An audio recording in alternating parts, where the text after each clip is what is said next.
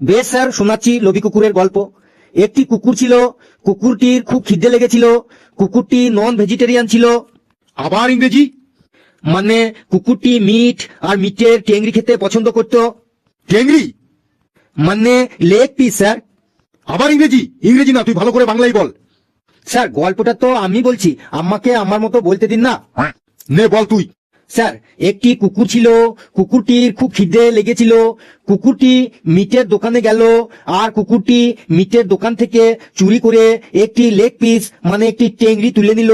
তারপর কুকুরটি ভাবলো যে লেগ পিস তো তুলে নিলাম, মার্কেটের চারিদিকে খুব গ্যাদারিং মানে ভিড় ভাট্টা, তাহলে এই মার্কেট থেকে দূরে নদীর ধারে একদম সাইলেন্ট জায়গা মানে নিরালা নির্ঝুম জায়গায় বসে খুব এনজয় করে খাবো।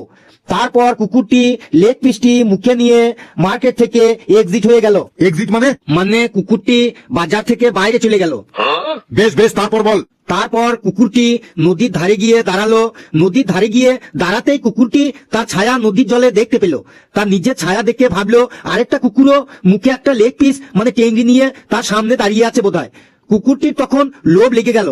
তখন সে ভাবলো তার সামনের কুকুরটার কাছ থেকে যদি লেগ পিসটা কেড়ে নিতে পারি তাইলে আমার দুটো লেগ পিস হয়ে যাবে, আর দুটো লেগ পিস হলে গার্লফ্রেন্ডকে ডেকে নেবো, তারপর দুজনে দুটো লেগ পিস নদীর ধারে বসে খাবো আর এনজয় করব। এই ভেবে যে কুকুরটি ঘেউ ঘেউ করলো আর তার মুখে লেগ পিস মানে টেংরিটা নদীর জলে পড়ে গেল, কুকুরটি সব আনন্দই জলে চলে গেল। যা যা এতক্ষণ ভাবছিল সব জলে চলে গেল। বাহ ফেলু, তাহলে বল এই গল্পটি থেকে আমরা কি শিক্ষা পেতে পারি? স্যার এই গল্প থেকে এই শিক্ষা পেলাম যে চুরির মাল তাড়াতাড়ি হজম করা দরকার, এনজয়ের চক্করে বেশিক্ষণ ফেলে রাখতে নেই। এই গল্পটা তুই কোন বইতে পড়েছিস? স্যার অনলাইনে পড়েছি, অনলাইনে। স্যার বসবো স্যার? না, আমি আরেকটা প্রশ্ন করব, তুই যদি বলতে পারিস তাহলেই বসবি, না হলে স্কুল ছুটি পর্যন্ত তুই দাঁড়িয়ে থাকবি।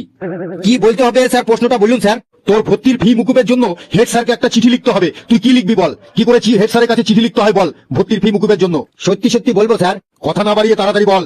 আজকে তো দেখছি স্যার ফেলুকে একদম নাজেহাল করে ছাড়বে। বলছি sir, to the headmaster Badampara high school মহাশয়, আমার বিনীত নিবেদন, এই যে আমি কেষ্টনাথ হাড্ডি ওরফে ফেলু, আপনার বিদ্যালয়ের অষ্টম শ্রেণীর একজন গুণধর ছাত্র।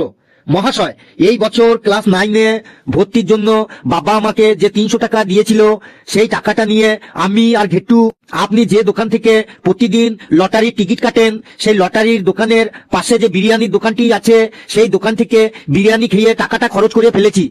তাই এই মুহূর্তে আমার কাছে কোনো টাকা না থাকার জন্য এই বছর আমাকে ভর্তির ফিটা মুকুব করে দেওয়ার জন্য আপনার কাছে করজোড়ে আবেদন করছি।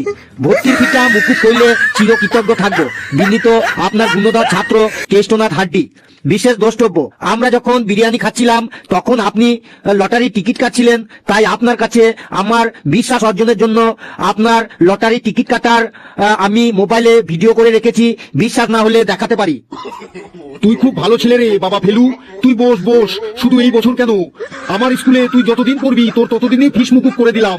তুই শুধু ওই ভিডিওটা একটু তোর মোবাইল থেকে ডিলিট করে দিস বাবা। বস বস, তোরা বস বস, আমরা আসছি। চলুন ম্যাডাম। বন্ধুরা, ভিডিওটি কেমন লাগলো আপনারা কমেন্টসে অবশ্যই জানাবেন, আর ভিডিওটি ভালো লাগলে লাইক করবেন, শেয়ার করবেন, আর চ্যানেলটিকে অবশ্যই সাবস্ক্রাইব করবেন।